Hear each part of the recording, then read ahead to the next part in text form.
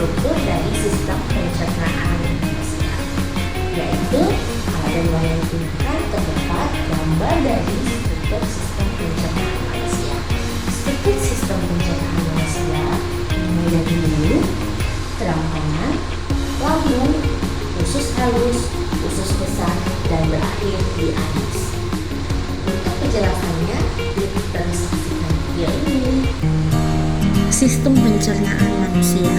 Sistem pencernaan manusia itu dimulai dari mulut. Mulut merupakan pintu utama untuk masuknya makanan. Di dalam mulut ini terjadi dua pencernaan. Yang pertama, pencernaan kimiawi dan pencernaan mekanik. Pencernaan mekanik itu dilakukan oleh gigi, di mana gigi akan memotong dan menghaluskan makanan. Sedangkan pencernaan kimiawi ini dibantu oleh enzim amilase.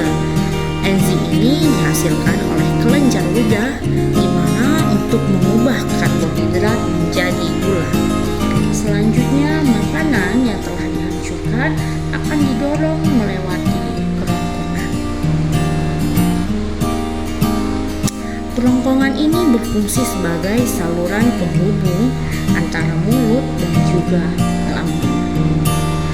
Di dalam kerongkongan ini terjadi gerakan yang dinamakan gerak peristaltik, yaitu gerakan meremas dan juga mendorong makanan agar masuk ke lambung. Selanjutnya, makanan yang sampai di lambung akan diubah menjadi berbentuk semi cair.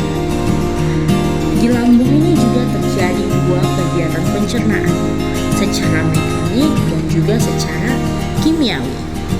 Secara mekanik, gerakan ini dilakukan oleh dinding lambung, di mana otot-otot akan mengaduk makanan.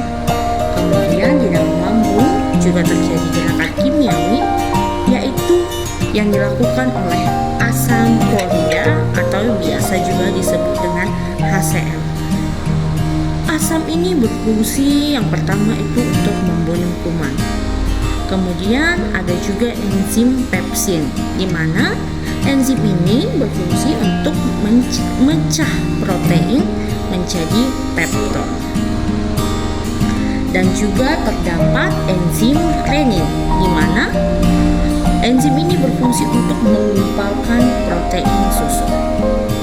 Kemudian setelah makanan diproses dan akan turun ke usus halus. Di usus halus inilah terjadi yang namanya penyerapan sari-sari makanan. Dalam usus halus ini terdapat usus 12 jari, usus kosong, dan juga usus penyerapan. Usus 12 jari ini, di sini makanan akan bercampur dengan empedu untuk mencerna lemak, dan terdapat enzim dari pankreas seperti enzim lipase, tripsin, dan amilase. Dinding usus halus memiliki tonjolan kecil yang bernama villi, di mana ini berfungsi untuk memperluas area penyerapan nutrisi ke dalam aliran darah. Setelah terjadi pencernaan di dalam usus halus, kemudian dilanjutkan ke dalam usus besar. Makanan yang tidak dapat diserap di usus halus akan masuk ke dalam usus besar, di mana fungsi utama dari usus besar ini yang pertama adalah untuk menyerap air dan mineral dari sisa-sisa makanan, kemudian juga melakukan pembusukan. Hal ini dibantu oleh bakteri yang biasa dikenal dengan Escherichia coli atau E. coli, di mana bakteri ini bisa mengubah sisa makanan menjadi feses. Kemudian dalam usus besar ini juga bisa membentuk vitamin K yang mana sangat berfungsi bagi tubuh. Setelah terakhir terjadi di usus besar, maka selanjutnya makanan akan berakhir di anus. Anus merupakan bagian akhir dari saluran pencernaan, di mana fungsinya itu sebagai saluran pembuangan zat sisa atau feses dari tubuh. Proses ini dikendalikan atau dilakukan oleh otot sphincter yang mengatur kapan feses akan dikeluarkan dan kapan feses belum waktunya untuk dikeluarkan. Kemudian proses ini melalui proses defekasi. Demikianlah sistem dari pencernaan manusia, di mana mulut merupakan awal dan diakhiri di anus.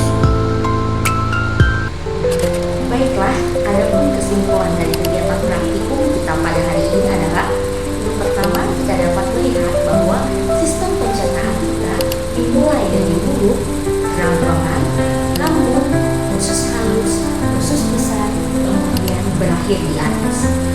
Dari sini kita dapat melihat bahwa seluruh organ tubuh kita ini merupakan satu kesatuan yang saling berkesinambungan, sehingga jika salah satu organ mengalami kerusakan atau gangguan, maka akan memberikan dampak terhadap organ yang lain, sehingga perlu bagi kita untuk menjaga seluruh kesehatan